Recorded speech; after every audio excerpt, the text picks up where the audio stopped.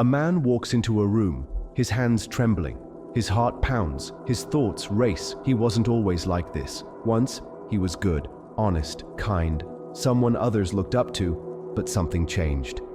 A moment of betrayal, a lifetime of injustice, a growing resentment that festered in the shadows. At first, he resisted it. He told himself he was different.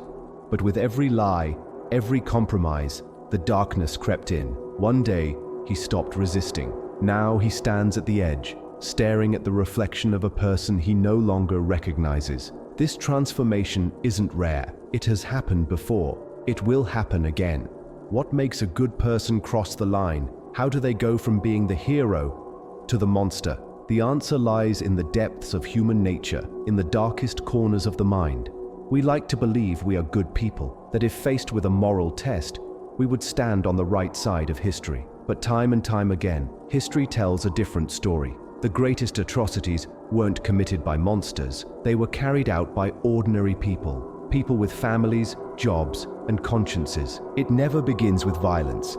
It starts with small compromises, a harmless justification, a sense of duty, a desire to avoid conflict, the slow erosion of personal boundaries, until one day, the line is gone completely. One of the most chilling demonstrations of this truth is the Milgram experiment, a psychological study conducted in the 1960s. Participants were told they were part of a learning experiment. Their job was to administer electric shocks to a hidden test subject every time they answered a question incorrectly. With each mistake, the voltage increased. The catch, the shocks weren't real. The screams they heard were pre-recorded.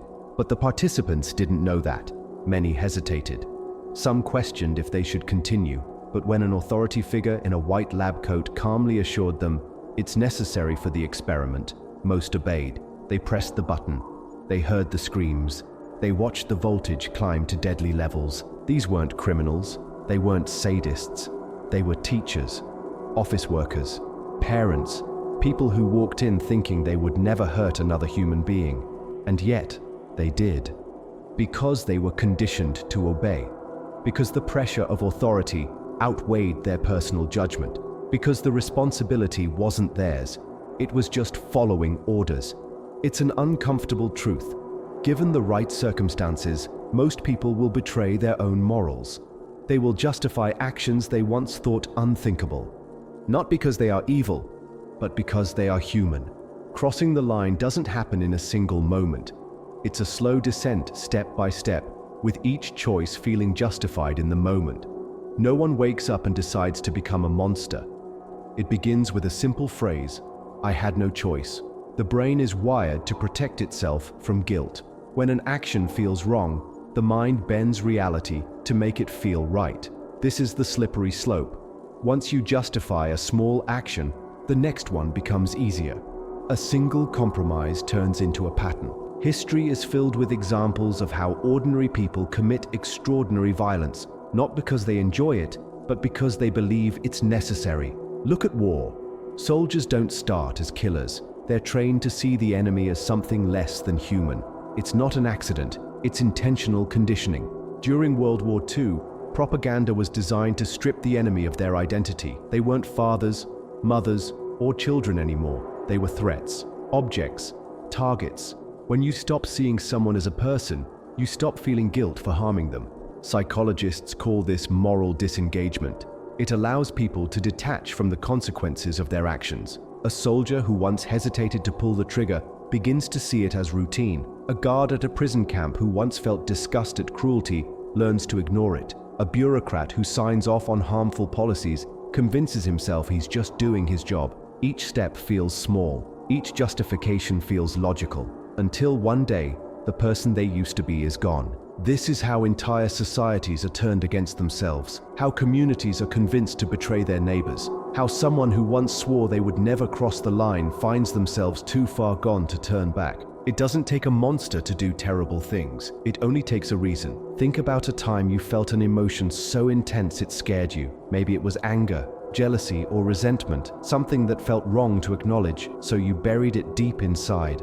But what happens to emotions we suppress? Do they disappear, or do they wait in the shadows, growing stronger, shaping us in ways we don't even realize? Carl Jung called this hidden part of the psyche the shadow, a reservoir of every thought, impulse, and desire we refuse to accept. And the more we deny it, the more control it has over us. Jung once said, "Everything that irritates us about others can lead us to an understanding of ourselves. That judgment, that disgust, that overreaction, it's often a reflection of something within us." Think about it. Have you ever despised someone's arrogance, only to realize later it was a trait you wished you had? Have you ever condemned someone's selfishness while secretly resenting how much you sacrifice for others? That's your shadow trying to reveal itself. The truth is, the darker parts of ourselves don't make us evil. They make us human. The danger isn't in having a shadow. The danger is pretending it doesn't exist, because what we refuse to face ends up controlling us. The truth is, no one is immune to the descent. Under the right conditions,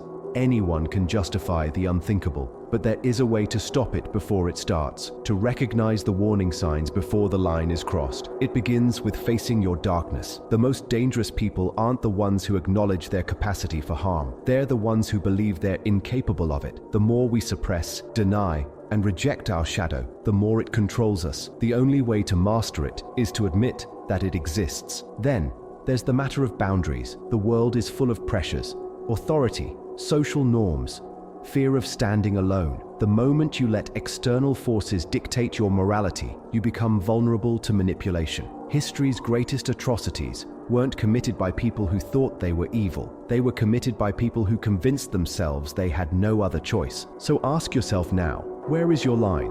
What will you never compromise, no matter the situation? Because one day, that moment may come. A decision, a command, a situation where looking the other way feels easier than taking a stand. The time to decide isn't then, it's now. In the end, the greatest mistake isn't embracing your darkness, it's pretending it isn't there until it takes over completely. Monsters don't announce themselves. They don't arrive with a warning. They creep in, whispering justifications, one compromise at a time, one step after another, until the reflection in the mirror is no longer familiar. The question is, how far would you have to go before you stop recognizing yourself? Or worse, have you already taken the first step without even realizing it?